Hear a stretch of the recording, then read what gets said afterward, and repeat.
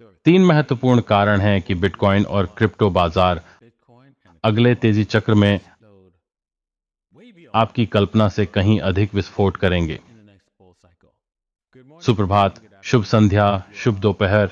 मेरे वीडियो देखने के लिए धन्यवाद। मेरा नाम डेविंसी है जेरेमी। मैं थाईलैंड में हूँ। मैं कुछ देर यहीं रुकूंगा। मैं निश्चित रूप से अगले सप्ताह दुबई वापस आऊंगा। मैं काफ़ी समय तक दुबई में रहूंगा, खैर कम से कम संयुक्त अरब अमीरात में। और हाँ, मैं आपके लिए और भी वीडियो बनाऊंगा। जैसा कि आप देख सकते हैं, मैं सड़क की तुलना में घर पर अधिक उत्पादक हूँ, इसलिए मैंने हाल ही में बहुत अधिक वीडियो नहीं बनाए हैं, लेकिन मैं चीज़ों के मामले में वापस आऊंगा। मैं यहाँ थाईलैंड में कुछ वीडियो बनाने की पूरी कोशिश करूंगा। और और हाँ, मुझे लगता है कि सुनिश्चित करें कि आप मेरे इंस्टाग्राम और मेरे एक्स पेज को फॉलो करें, ये देखने के लिए कि मैं क्या कर रहा हूँ और वह सब अच्छी चीज़ें। ये एक्स होगा ना कि ट्विटर? हाँ, अच्छा। जैसा कि कहा गया है, आप यह जानने में रुचि रखते हैं कि अगले बुल मार्केट में क्या होगा, ऐसा क्यों होगा,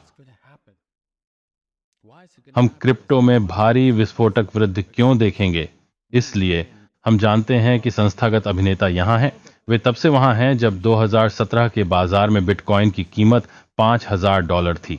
इसके बहुत सारे सबूत थे। ऐसे कई खिलाड़ियों के साक्ष्य हैं जो इस बाजार में आए हैं, इसे समझा है और इसका अध्ययन किया है। और जेपी मॉर्गन द्वारा बिटकॉइन खरीदने का एक वीडियो भी है, जब जेमी डिमन ने कहा, अरे जो कोई भी बिटकॉइन खरीदेगा उसे निकाल दिया जाएगा। तो यह एक स्पष्ट खेल था। जब मूल्य कार्रवाई के साथ चीजें नियंत्रण से बाहर हो गईं, तो कीमत को कम रखने के लिए यह उनके लिए एक कानूनी खेल था। इस ऊपर और नीचे की ओर की गति को निश्चित रूप से उनका और अन्य बैंकिंग संस्थानों का भी समर्थन प्राप्त था। और यदि आप वास्तव में रुकते हैं और टिप्पणियों में कहते हैं, नहीं, ये सच नहीं है, तो इस पर आपको विश्वास करना होगा। जब वे पकड़े गए तो आप कहाँ थे?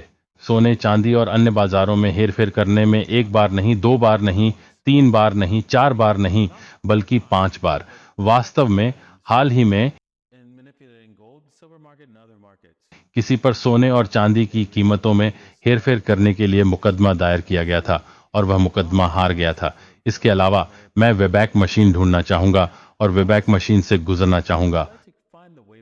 और ऐसे किसी भी लेख को फिल्टर करें जो कहता है कि बाजार में हेर फेर करना असंभव है। इस ग्रह पर कोई भी यह कहते हुए लेख नहीं छोड़ता कि बाजार में बैंकिंग प्रणाली द्वारा हेर फेर नहीं किया जाता है, किसी को भी नहीं, क्योंकि वे लोगों के हंसी का पात्र बनेंगे। इसलिए लोगों के बीच हंसी का पात्र न बने। और मुझे यह मत बताएं कि वे कीमत में हेरफेर नहीं करते हैं। वे इसे ऊपर की ओर हेरफेर करते हैं, वे इसे नीचे की ओर हेरफेर करते हैं।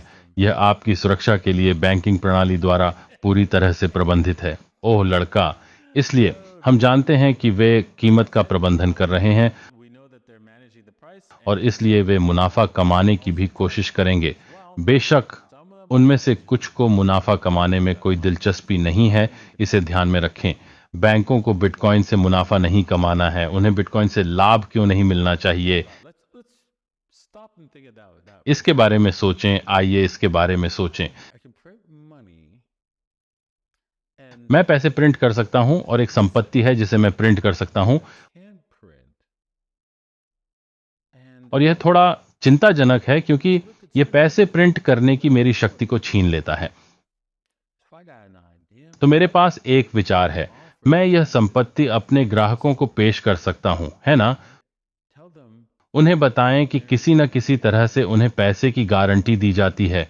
ये डॉलर हैं।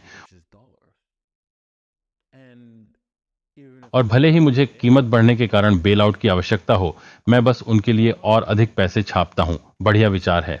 हाँ, मेरे पास है। हम इसे ऐसे ही करेंगे। क्या आप देखते हैं? हाँ, साथ ही आप सोचते हैं, जेपी मॉर्गन बिटकॉइन क्यों खरीद रहा है? खैर, उन्हें भी अपना दांव भेज करने की जरूरत है। उन्हें यह सुनिश्चित करने की जरूरत है कि यदि वे कीमत प्रबंधन में विफल रहते हैं तो उनके पास कुछ आरक्षित है। क्या आप जानते हो मेरे कहने का क्या मतलब है? खैर, यह निश्चित है।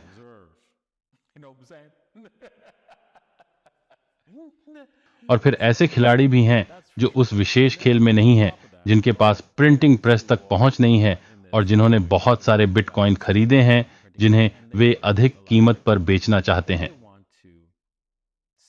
डॉलर में मुनाफा, इसलिए वे कीमतें बढ़ाने जा रहे हैं और सभी बेबी बूमर्स और उन सभी लोगों को लाएंगे जो उन्हें उच्च स्तर पर बिटकॉइन खरीदने के लिए मिल सकते हैं ताकि वे उन्हें बेच सकें। वो आता है, उन्होंने पहले भी ऐसा किया है और वे इसे फिर से करेंगे। और आप सोचते हैं, अच्छा, आपका क्या मतलब है कि उन्होंने पहले भी ऐसा किया है? खैर, मेरा मतलब है, क्या आप 2008 की पार्टी में नहीं थे? क्या तुम यहां नहीं थे? खैर, मैं आपको बस याद दिला दूं कि क्या हुआ था। इसका एक उदाहरण यह है कि रिपल $3 तक चला गया। रिपल टीवी पर फाट्स नेम जिम क्रेमर के साथ दिखा रहा था कि रिपल को कैसे खरीदा जाए और वह सबसे ऊपर था। इसलिए यदि आपको नहीं लगता कि वे दोबारा ऐसा करेंगे तो सस्ती दवाएं बंद कर दें। चाहे आप कितना भी धूम्रपान करें, चाहे कोई भी आनंददायक गोलियां लें, आपको तुरंत बंद कर देना चाहिए। इसे रोकें, यह आपके स्वास्थ्य के लिए हानिकारक है। इससे आप अपनी मानसिक क्षमताओं और संज्ञानात्मक क्षमताओं को खो देते हैं और समझ नहीं पाते कि वास्तव में क्या हो रहा है। हाँ, क्रिप्टो में बड़े कदम देखने का एक और कारण क्रिप्टो की महान उपयोगिता है ऑर्डिनल्स वाले एनएफटी और एथेरियम दोनों में।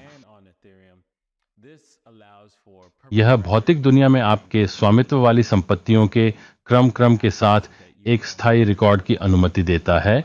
इसे बदलने का कोई उपाय नहीं है, जबकि एथेरियम पर यह तकनीकी रूप से संभव है क्योंकि सरकार संपत्ति बदलने में मदद करती है।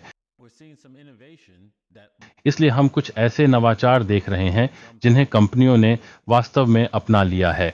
यह गेमिंग के साथ साथ सामान्य तौर पर संपूर्ण क्रिप्टो क्षेत्र को आगे बढ़ाएगा। गेमिंग उद्योग बढ़ रहा है और कल्पना करें कि आप अपने गेम के कुछ हिस्सों का मालिक बनने में सक्षम हैं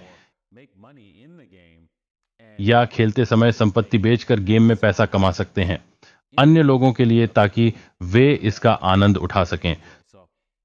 तो मेरे एक खेल में जो मैं खेलता हूं, मार्वेल एम्पायर्स में, मैं देखता हूं कि शायद वे आपको अपना हीरो बेचने की अनुमति देंगे।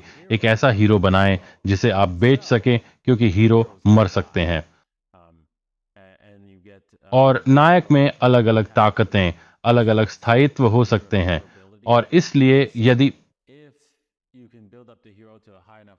यदि आप नायक को पर्याप्त ऊंचे स्तर पर ले जा सकते हैं तो संभवतः आप उसे अच्छी रकम पर बेच सकते हैं यदि उसका स्थायित्व अभी भी बना हुआ है। इसलिए मुझे लगता है कि यह भविष्य में उन खेलों से आएगा जहां आप लंबी अवधि में बनाई गई संपत्ति बेच सकते हैं और ऐसा करने में बहुत मेहनत और प्रयास लगेगा। तो हाँ, ये जल्द ही आपके नजदीकी थिएटर में आ रहा है। सुनिश्चित करें कि आप क्रिप्टो का हिस्सा हैं, क्योंकि एक और कारण है कि क्रिप्टो भी अच्छा प्रदर्शन करेगा। क्रिप्टो बाजार छोटा है, वह दूसरा कारण है। तीसरा और अंतिम कारण है कि क्रिप्टो बाजार बहुत अच्छा प्रदर्शन करेगा, वह छोटा है। क्या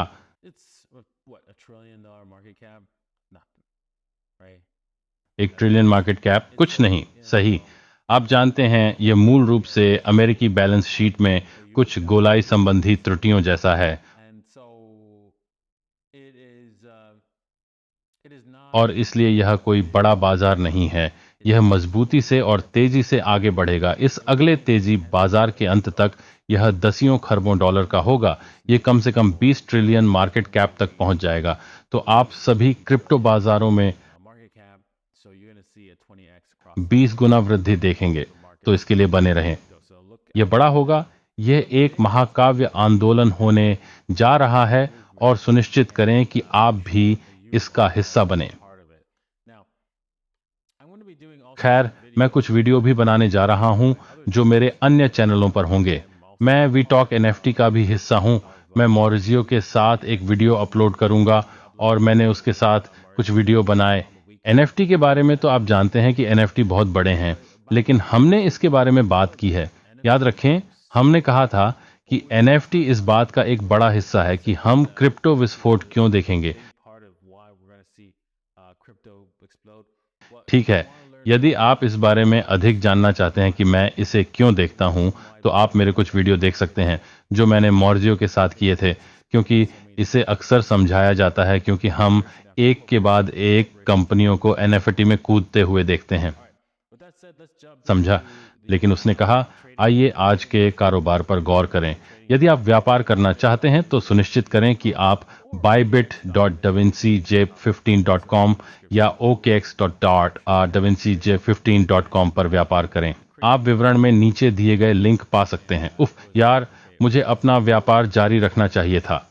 मैंने यहाँ पर एक पागलपन भरा लघु व्यापार किया था और मैंने सोचा, ठीक है, ऐसा इसलिए था क्योंकि मुझे पता था कि यह दुर्घटनाग्रस्त हो रहा था और मुझे प्रवेश बिंदु नहीं मिल सका।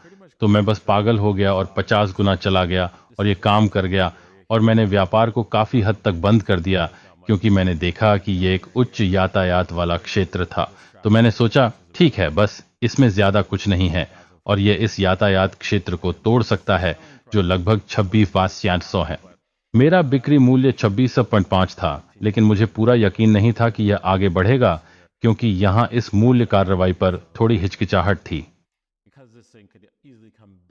तो मैंने सोचा, ठीक है, आप जानते हैं, क्योंकि यह चीज आसानी से 27 के रेंज में वापस जा सकती है, मैं इसे जोखिम में नहीं डालना चाहता था और जाहिर तौर पर यहाँ ऊपर कहीं एक चौकी थी, इसलिए मैं नहीं चाहता था कि अगर यह उस चौकी में वापस आया तो इसका मतलब होगा कि उन्हें उच्चतर परीक्षण करना होगा, लेकिन मैं इसका हिस्सा नहीं बनना चाहता था।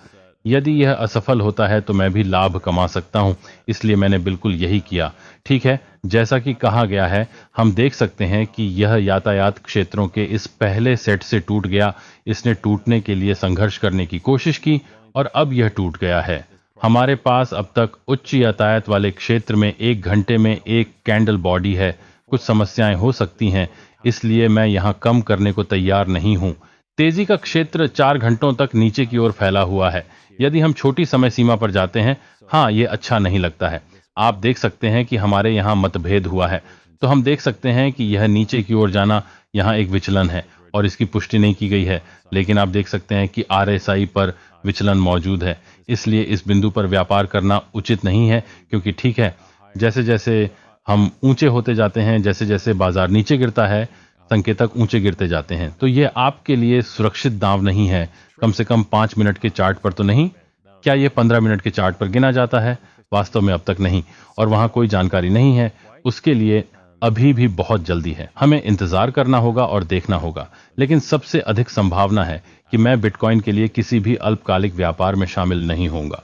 हमने पहले ही एक महत्वपूर्ण कदम उठाया है और इसका कोई मतलब नहीं है, क्योंकि यह बहुत धीमी गति से चलता है। एक और चीज जो हम यहाँ देखते हैं वह है एथेरियम। ये एथेरियम बताता है कि हम एक ब्रेकआउट देख सकते हैं। मुझे उसे हटाने दो, मैं इसे स्थगित करना चाहूंगा। और आप देख सकते हैं कि एथेरियम बगल में रहा, नियंत्रण बिंदु को बनाए रखा और अपने नियंत्रण बिंदु से थोड़ा बाहर कूद गया, लेकिन ज्यादा नहीं। और हम देख सकते हैं कि चौकी लगभग 1630 पर है और ढह गई है। ये सुझाव दे सकता है कि बिटकॉइन एक बड़े पतन की राह पर हो सकता है, क्योंकि एथेरियम ऐसा लगता है कि ये एक बड़े पतन के लिए तैयार है। इसलिए मुझे यहाँ सावधान रहना होगा, क्योंकि मेरी बैटरी लगभग खाली है। चलो एक नज़र मारें। मुझे यकीन है कि मेरे पास लगभग 20% बचा है। समझा? तो एथेरियम, यह निश्चित रूप से कहने के लिए कि हमारा पतन हो गया है, इसे स्पष्ट रूप से 528 से नीचे थोड़ा और गहराई तक तोड़ने की जरूरत है। लेकिन हाँ, अगर हम इस कदम को जारी रखते हैं तो इसके परिणाम स्वरूप बिटकॉइन नीचे गिर सकता है और हम कुछ बड़े कदम देख सकते हैं। हो सकता है कि यह और भी नीचे टूट जाए और 23,000 24,000 क्षेत्र का परीक्षण करे। इसलिए एथेरियम को देखते समय इस अवसर पर नजर रखें। अब भी बिटकॉइन का दबदबा कायम है। ये यहाँ इस प्रवृत्ति रेखा के साथ चल रहा है। शायद मैंने उन्हें गलत समझा। शायद यह शरीर पर होना चाहिए। नहीं नहीं, ऐसा नहीं है।